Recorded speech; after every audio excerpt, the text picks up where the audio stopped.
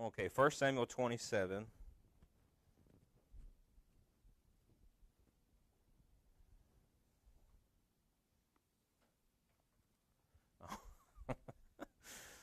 First Samuel 27. This is a really short chapter. Uh, so, you know, sometimes these are lessons are a little shorter just because of the length of the chapter. Um, but here it's 12 verses, so let's just go ahead and read through this. 1 Samuel 20. It says, And David said in his heart, I shall now perish one day by the hand of Saul. There's nothing better for me than that I should speedily escape into the land of the Philistines. And Saul shall despair of me to seek me any more in any coast of Israel, so shall I escape out of his hand. And David arose, and he passed over with the 600 men that were with him unto Achish, the son of Maoch, king of Gath. And David dwelt with Achish at Gath, he and his men, every man with his household, even David with his two wives, Ahinoam the Jezreelitess, and Abigail the Carmelitess, Nabal's wife. And it was told Saul that David was fled to Gath, and he sought no more for him again. And David said unto Achish, If I have now found grace in thine eyes, let them give me a place in some town in the country, that I may dwell there. For why should thy servant dwell in the royal city with thee? And then Achish gave him Ziklag that day, wherefore Ziklag pertaineth unto the kings of Judah unto this day. And the time that David dwelt in the country of the Philistines was a full year and 4 months. And David and his men went up and invaded the Geshurites, and the Gezrites, and the Amalekites, for those nations were of old the inhabitants of the land, as thou goest to Shur, even into the land of Egypt. And David smote the land, and left neither man nor woman alive, and took away the sheep, and the oxen, and the asses, and the camels, and the apparel, and returned and came to Achish. And Achish said, Whither have you made a road today? And David said, Against the south of Judah, and against the south of the Jerahmeelites, and against the south of the Kenites. And David saved neither man or woman alive to bring tidings to Gath, saying, Lest they should tell on us, saying, So said David, or so did David, and so will be his manner all the while he dwelleth in the country of the Philistines. And Achish believed David, saying, He hath made his people Israel utterly to abhor him. Therefore he shall be my servant forever. So this is a very interesting chapter for a handful of reasons. But after his final showdown, and of course you remember that triad of chapters, 24, 25, 26, dealing with essentially David's relationship with Saul. So after this final showdown that David had at the end of chapter 26, he decides that it would be best to simply leave Israel altogether. And this is something that he actually hinted at in chapter 26. And at the end of chapter 26, verse 19, David, as he's talking to Saul, he says, Cursed be they before the Lord, for they have driven me out this day from abiding in the inheritance of the Lord, saying, Go serve other gods. And so David, seemingly, was already at least contemplating leaving while he was talking to Saul. And now that he had this one kind of last, I guess you could say showdown again, with Saul, he just figures this is now the time to do it. Now, I don't know if you noticed this as we were reading through this, but there's a big, I don't want to say problem with this chapter, but there's something that people become uncomfortable with in a chapter like this. And that's because there is no mention of God. There's no mention of God. There's no mention of God's leading. There's no mention of God's hand. There's no mention of God's protection. Any references to God are simply gone in chapter 27. And so then we're left with this abiding question. Was David right? Should David have left Israel? Should David have gone to the Philistines? Should David have done this, done these things that he did?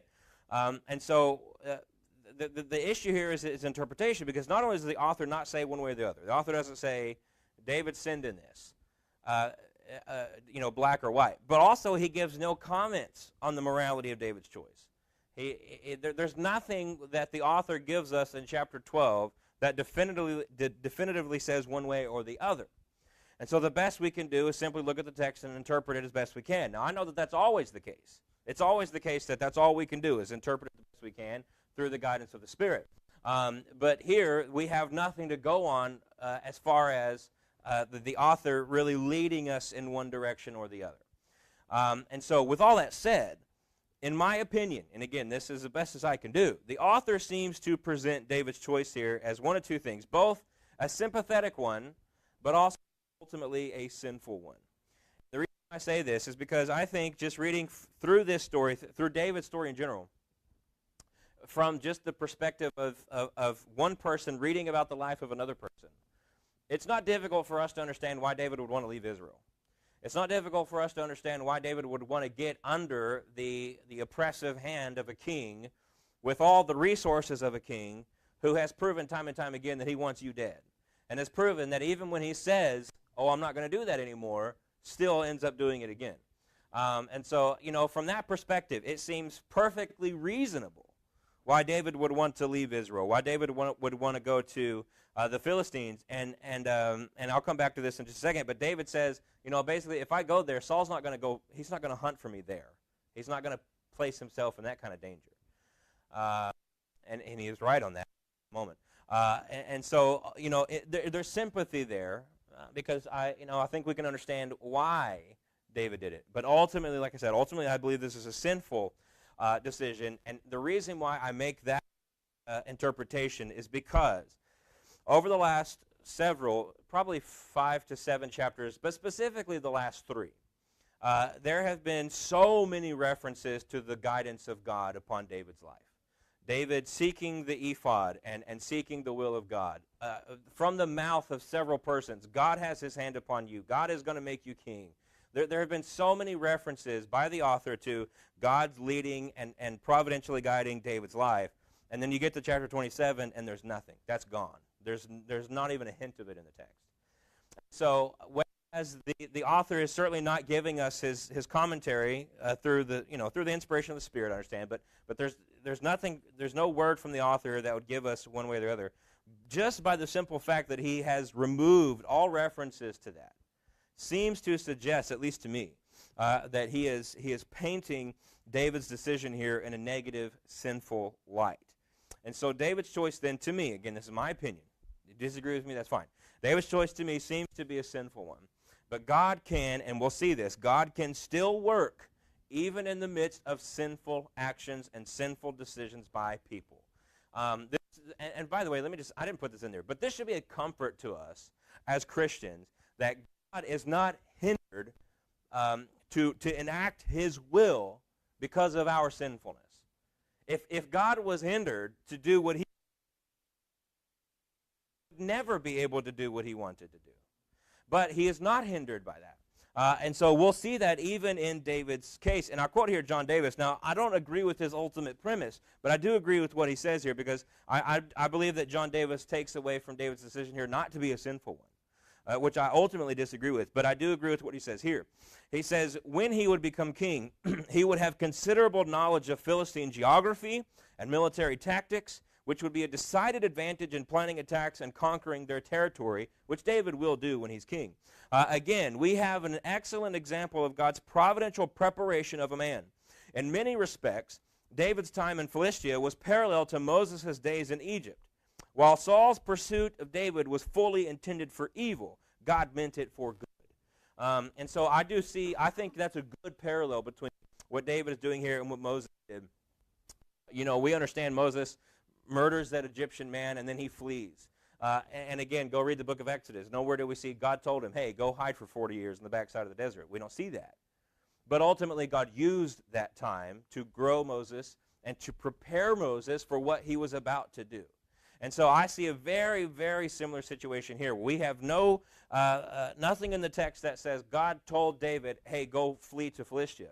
But God used this time, this almost year and a half, to grow and prepare David for David's time as king. And so, again, I see this decision by David as ultimately a sinful one, but a sinful one that did not hinder God's preparation of David to be the king he wanted David to be. And so this is just a fascinating chapter and it's very similar to, for instance, you could say like the book of Esther. Right? The book of Esther has no references to God. The name of God is not in the book of Esther. But undoubtedly, anybody who reads Esther clearly see the moving and the hand of God in the book of Esther, even if his name is never specifically mentioned. And so we have a similar situation there. Now, David says here in verse 1, he says, I shall now perish one day by the hand of Saul. There is nothing better for me than that I should speedily escape into the land of the Philistines. Again, this also lends into the fact that this is a very sinful decision because David figures, now again, rightfully so, David figures, if I go to Philistia, Saul is not going to find me there, or rather, he's not going to go pursue me there. And we see this in verse 4. It says, and it was told Saul that David was fled to Gath, but then it says, and he sought no more again for him. And so David was right in his assumption that if I go to Philistia, Saul's not going to risk his own life to come try and kill me. So in that, David was right. But in doing so, he shows how fickle our faith can be. And I think this is one of the ultimate takeaways from chapter 27 here, is the fickle nature of the faith of sinful humanity. The fickle nature of the faith of sinful humanity. Think about the previous chapters. Even just chapter 26, just that one alone. He had boldly stayed the hand of Abishai, right? Abishai and David had Saul asleep, and not just asleep, but very asleep. Had no idea that they were there. All of Saul's soldiers and those who would protect him were also asleep. Chapter 26 tells us that was God putting this slumber upon them. Very easily could have killed him. Same thing in chapter 25. He could have killed him there. But he doesn't do it. He stays the hand. He stays the hand of Abishai. And he tells Abishai, right, you're not going to kill Saul because that's God's doing. God will take care of the death of Saul. God determines that, not you. But now he worries. Well, now my life. It's as if he thinks, no, God can't control my life. God can't determine my death. And so David has been assured of his future kingship by Jonathan several times, by Abigail in chapter 6, this woman who was very much outside of the realm of David's life, assures him, God is making you king. You will be king one day. And even Saul himself. Saul himself said, you're going to be king. I can see it. God has made you king. You're going to be king. All of these unlikely sources have assured David of his future reign as king, and not to mention the fact that God has provided for him and protected him over the course of these events of these last few years. And all of this should lead to a bolstering of David's faith, that if God wanted David dead at the hand of Saul, it could have happened 100 times over by now, and yet it hasn't happened yet. And he's been assured of a future role as king. But now, for whatever reason at this point, he's just not too sure anymore. Now it's as if he's thinking, well, maybe I need to take my future into my hands, and I need to run to Philistia. And so that's exactly what he does. Now there's a reason, and I think this we see this time and time again. I'll give you one scripture, but it's all over the place. There's a reason that we must be reminded in Scripture, trust in the Lord with all thine heart, and lean not unto thine own understanding. In all thy ways acknowledge him, and he shall direct thy paths. And I want to just make one comment about this, because I don't remember where this was, but I read somewhere at some point, a long time ago probably, and it made a whole lot of sense. The verse does not say to lean not on any understanding ever. The verse simply says, lean not on your own understanding. No, God has still given you a mind to use. God has still given us logic and common sense and the ability to think through problems, but he just wants us to think through logically, use common sense. He wants us to do all this through the lens of Scripture, through the lens of the will of God. And so it's not to ever lean on, but to not lean on your own understanding outside of trusting in the Lord.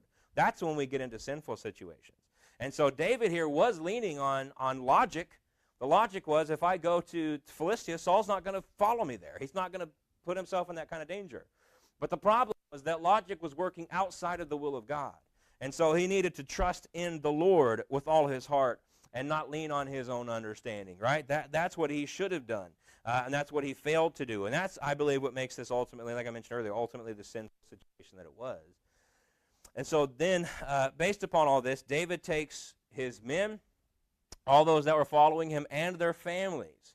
Everybody goes down to the Philistine city of Gath, and he lends his service then to King Achish. Now, we'll see this a little bit in this chapter, and the problem that comes about it from in the next chapter. Ultimately, David did have a plan, and God did use that plan, as we'll see. But again, that doesn't excuse the sinful actions that led to the enacting of that plan. And so David, his men, their families, everybody is now in Gath for the time being. And so in verse 5 it says, and David said unto Achish, if I have now found grace in thine eyes, Let them give me a place in some town in the country, that I may dwell there. For why should thy servant dwell in the royal city with thee? And so there's a little bit of duplicity with David coming to Achish, because he basically says, hey, just let me go take some nondescript city far away from here. Well, why should I be, and we can interpret this a couple of different ways. Why should I be sharing the limelight with the king, right, the king Achish? Or some people have said, David maybe was suggesting, why should you be using royal resources on me, my men, and our families? Like I said, there's a little bit of duplicity here, because ultimately that's not David's concern. David's concern is he wanted that little town in the middle of nowhere to do what he wanted to do. And so he comes to Achish, and he's basically appeals to his pride a little bit. I don't need to be in the royal city. You don't need to care for me that way. Let me just have some little nondescript town. And so this happens. Achish does this for him. And so this was all in keeping with David's plan. And we're going to see that David's plan not only works, but works too well. And it gets him into a bit of a problem in the next chapter. And so Achish allows David and those with him to go to the city of Ziklag. And the city of Ziklag was near southern Judah, which was perfect for what David was trying to do. And this would be the city where he, his men, and their families would be in for the next 16 months. And so this wasn't a short stint in Philistine territory. This was a long time where David and his men would go and do what David was trying to do here. And so what we see in the text is that he gives them the city of Ziklag to go and live in. And it says in verse 6 that Ziklag pertaineth unto the kings of Judah unto this day. And so David did ultimately take that city for Israel. And that is a small part of David's plan. And so as we'll see as the rest of the chapter plays out, David's whole plan was, I'm going to seek refuge in Philistine territory where Saul's not going to come chase me. And while I'm there, the hope is that I can do some fighting for Israel as I'm there, where I can maybe take out some of Israel's enemies under the banner of the Philistines, and maybe even gain territory ultimately for Israel. And that is ultimately what ends up happening. And so while David was in the city of Ziklag, they kind of branched out from there, and basically they would go on these raiding parties, David and his men. Now, David is a tested warrior. Not just a tested warrior. He's a very good captain. I think you could say he was an excellent military tactician. I think David has just proved himself time and time again that he was not a man to be messed with when it came to the battlefield. There's a reason why they saying David has killed his 10,000s. You're right. These songs didn't just come out of nowhere. And so they would go out on these raiding parties, and it says that David and his men went up and invaded the Geshurites and the Gezrites and the Amalekites.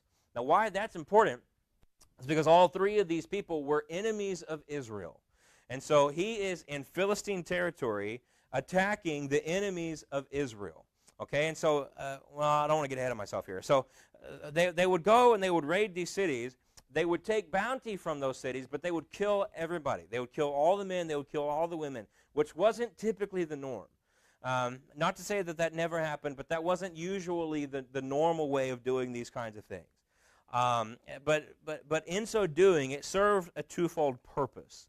First of all, this was ultimately the command of God when the Israelites first entered the land. In Deuteronomy chapter 20, it says, But of the cities of these people which the Lord thy God doth give thee for an inheritance, thou shalt save alive nothing that breatheth. Ultimately, this is what God told them to do. We know, we talked about this as we made our way through the book of Joshua, that they failed to take all of the area, all of the territory that God had given to them.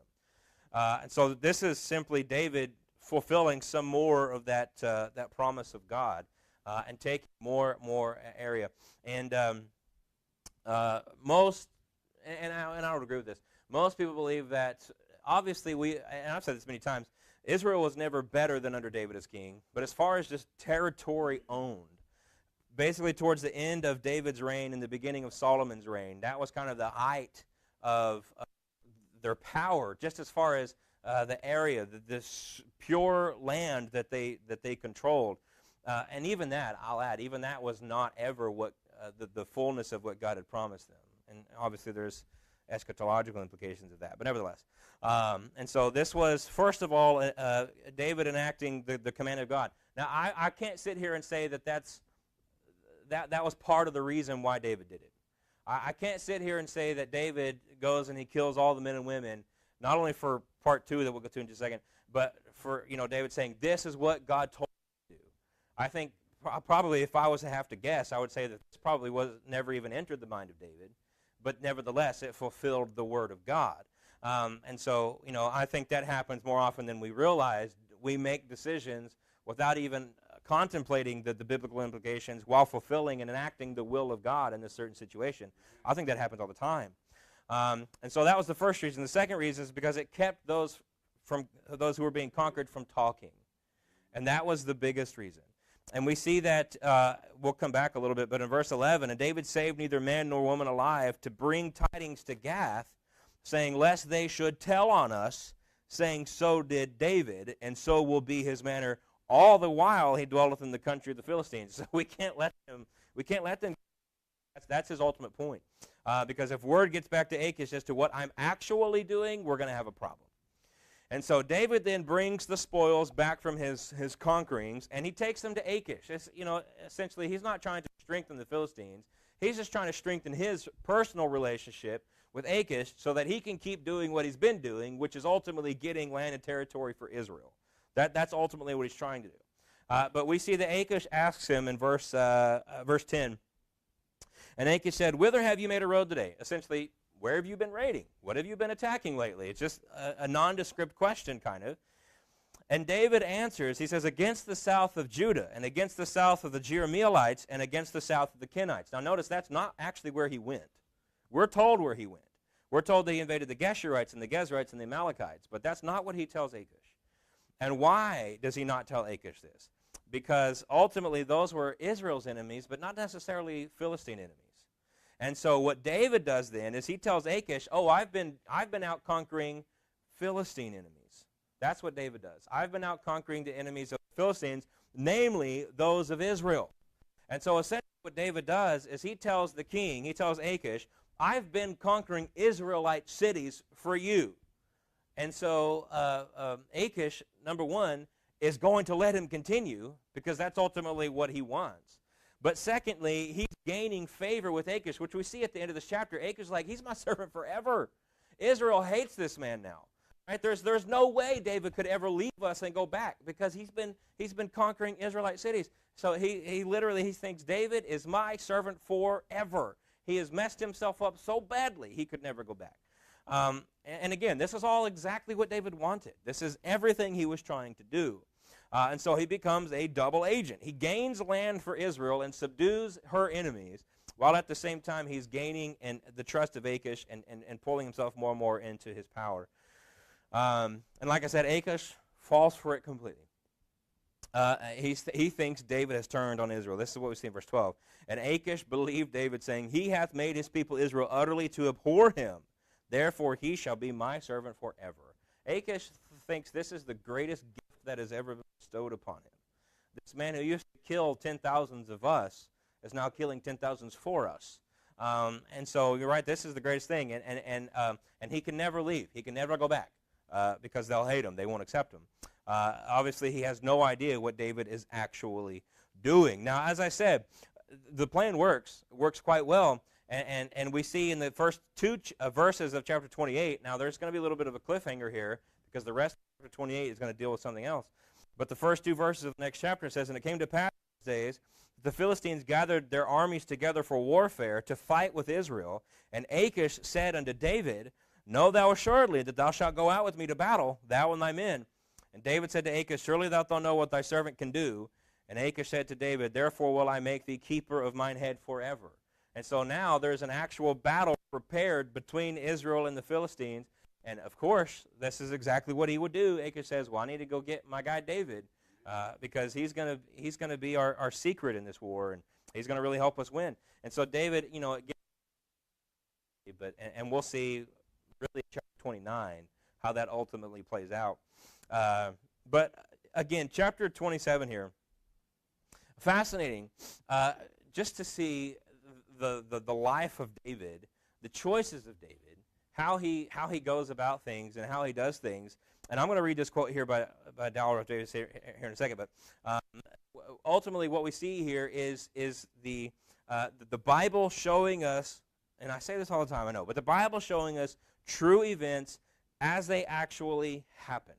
It doesn't whitewash these things. It doesn't, sugarcoat these things. It just tells us this is what happened. When we think of King David, right, everybody's minds ultimately go to, usually I'll say, a couple of places. The great conquering king, or sometimes, David and Goliath, but it's these heroic moments. It's these positive versions of David.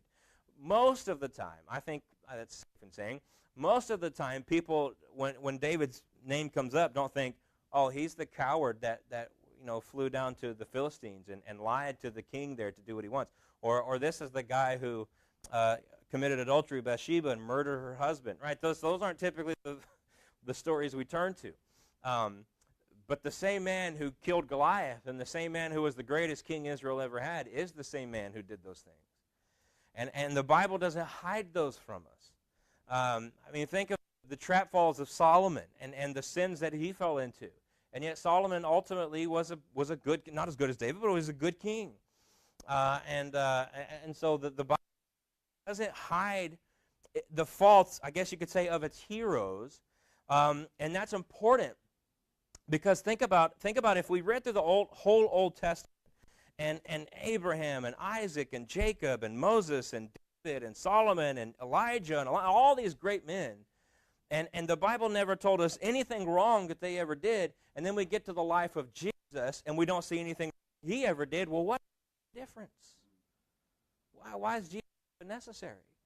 Jesus is necessary because even the greatest of them, David, is still quite capable of things like this. Is still quite capable of the Bathshebas and these kinds of things. And again, I'm not even conceptualizing here. This is the man the Bible calls the man after God's own heart. If even the greatest of us, this is the kind of life they live. That's why Jesus is necessary. And so let me read this quote. It says, the Bible does not claim God's servants are dipped in Clorox, so they will be infallibly sin-free and attractive to you. The living God does not have clean material to work with.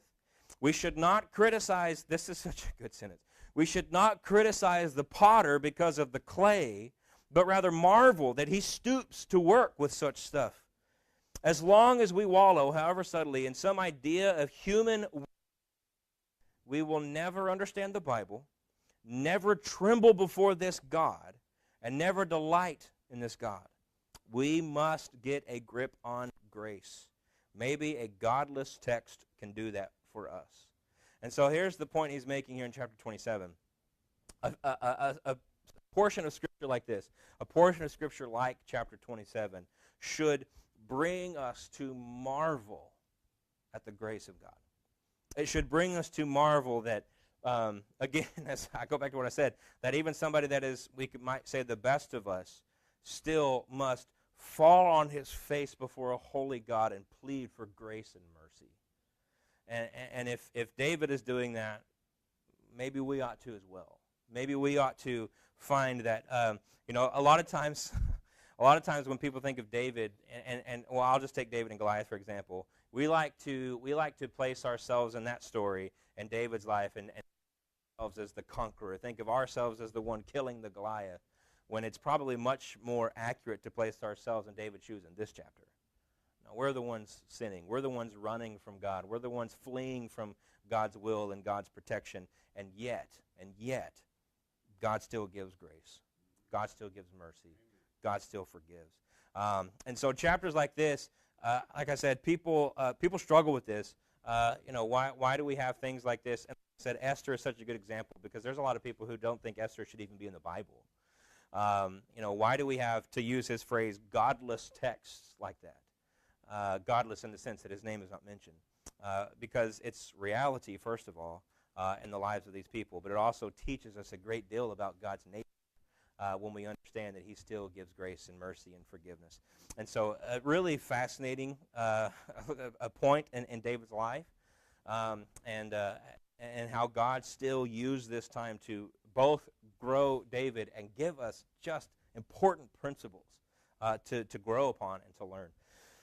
So it's a fascinating chapter to be sure, and it's one that I really did enjoy getting in and studying it. And so I think there's a lot to learn there. And then next week, chapter 28, I think I can safely say it's probably the strangest chapter in all of 1 Samuel.